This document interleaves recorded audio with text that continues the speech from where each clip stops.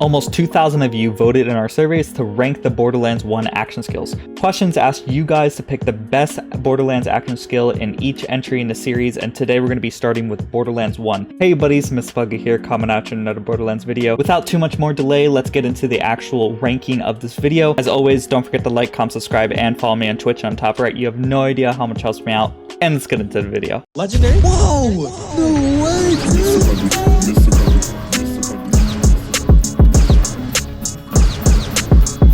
Because of the limited amount of action skills and playable characters in Borderlands 1, this video will be the shortest of all the videos that are similar to this, and the grand prize for the worst Borderlands 1 action skill is going to be Brick's Berserk. Now, Berserk unfortunately doesn't have a lot of endgame use unless you're killing minor enemies. The main reason why Berserk was most likely chosen is due to the fact that it doesn't have a lot of endgame uses unless you're fighting minor enemies. As example, these skags. If I were to do a Berserk build or even not a non-Berserk build, we're going to see all the enemies spawned around here that are minor are able to die in just a few seconds. It does come with a glitch. If you were to activate it and then go into your menu and then out of your menu, you're going to have a permanent 50% movement speed buff, a big majority on why a lot of you actually chose it. A select few of you guys did actually share your opinions on your favorite action skill, and some of the Brick fans had this to say. I'm only going to say Brick because of the speed glitch. I chose Brick. I like flying with swords, running with shields, and punching faces, blowing people up. In the first game with the right class mod, you could actually constantly be in a state of berserk as long as you were fighting. It was beautiful. Brick was the best for speed running Borderlands 1 solely because of you could hit his action skill and go to your inventory at the same time, and his movement speed would be permanent. It's very clear here that a lot of you guys chose Berserk only due to the reason of its animation canceling effect that allowed you to get the permanent speed buff,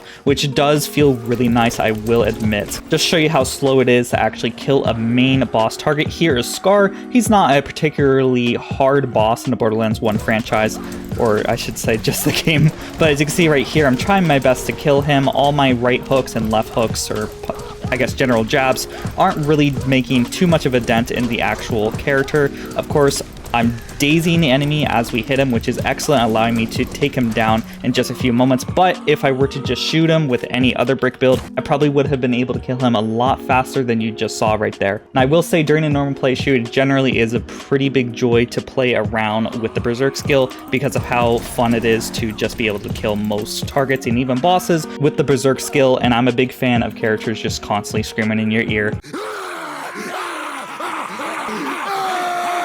as Brick does when you're in the Berserk skill the entire duration. It's genuinely a big joy for me to have a Mike Tyson button on a Vault Hunter because we don't get a lot of these type of skills in further entries in the series, besides maybe Krieg's Bugsaw. Many of you were quick to inform me about your opinions on Brick, but one character that you guys didn't really inform me much about was Roland, which is going to be the next entry on the list. Now, Roland's action skill is going to be the Scorpio turret. Similar to Brick, this item doesn't have a lot of endgame versatility besides being able to stun targets with its homing rockets, giving you HP regeneration as well as ammo regeneration. As you can see right here, these guys has been being shot by the turret for the entire time I've been talking, and they haven't died. It's mainly really used for distracting targets and being able to buff up your character themselves, helping survivability, as well as keeping you in the fight as often as possible with your ammo constantly being regenerated, which is excellent. As said before, the guided missile is one of the more useful tools in the Scorpio turret's arsenal and one of its few offensive capabilities that it actually has. The main only reason why most people get it on a build is because when it hits a target, since it's an explosive, it will stun them, which really doesn't really sound that great.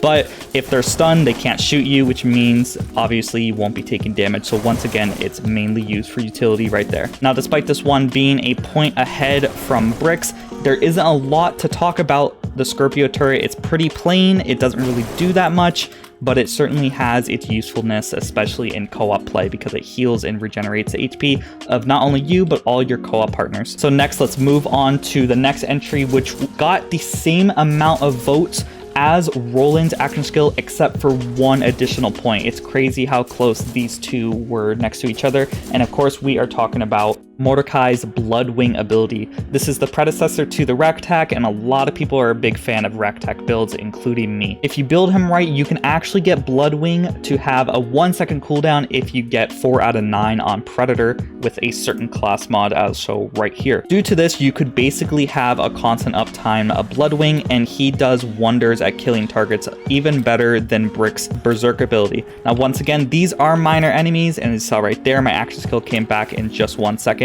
But if I were to find a tougher target, you will quickly see that it doesn't really deal that much damage.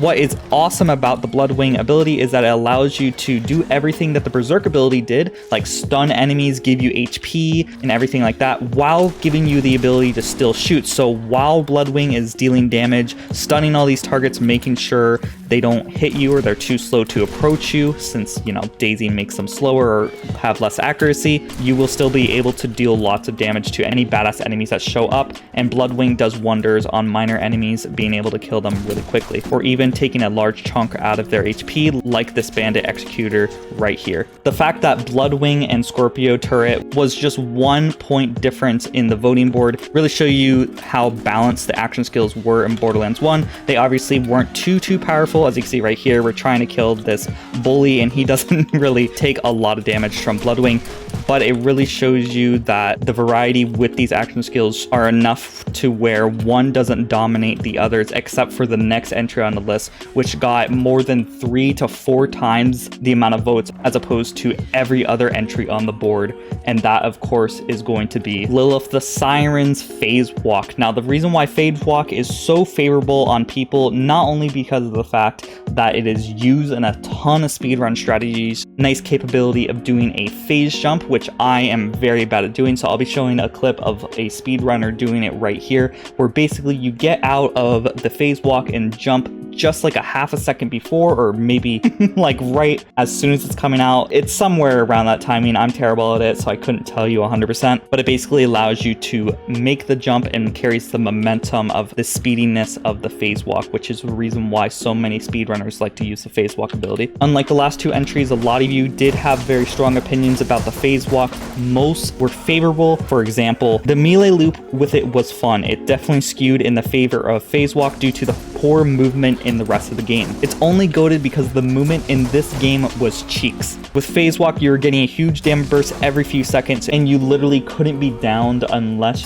you downed yourself. Because of this, you were able to transcend any difficulty in the game. Phasewalk, you are invincible, you regenerate health, but you're also limited to 1 single elemental phase blast. Most do speedruns on Lilith because phase rush is mental. And I do have to agree, phase blast is one of my favorite action skills in the entire series, just because of the fact that it was the action skill that I was really grown attached to when I first started playing the game when I was around 12, and Lilith was the first character I picked.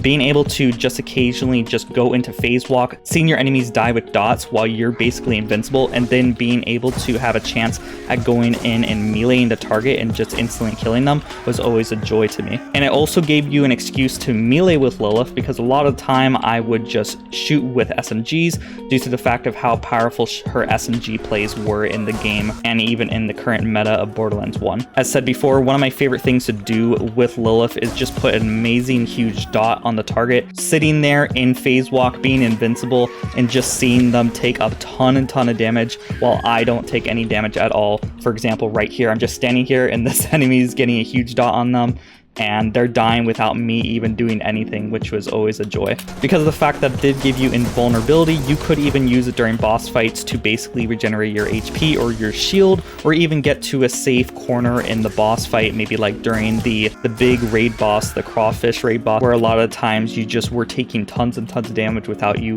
being able to do much about it. You would just instantly go into Phasewalk and you were just invulnerable, which was fantastic. Also, I'm a big sucker for games that allow you to go really fast, and Lilith has that baseline with her skills, as well as having an action skill centered around it that comes very fast, which is one of the reasons why I like Sirens so much in the games. And that's going to conclude the best Borderlands action skill in Borderlands 1. I'm looking forward to doing the next one in Borderlands 2.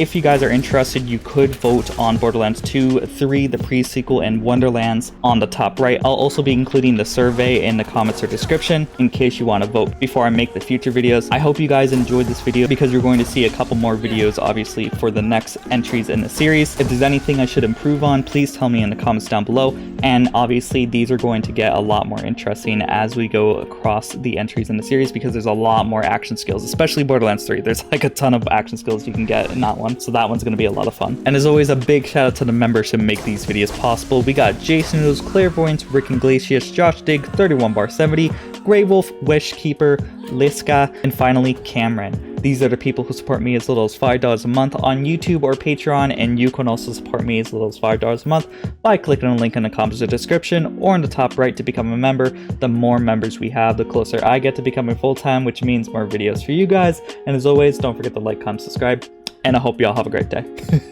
Bye-bye. And the last shall be first to immerse in a pass out heat, facing him out with a moxie melt till he woke up drowning in tchotchke hell. War in a cave with a torch on a wall, then a window arrangement of porcelain dolls.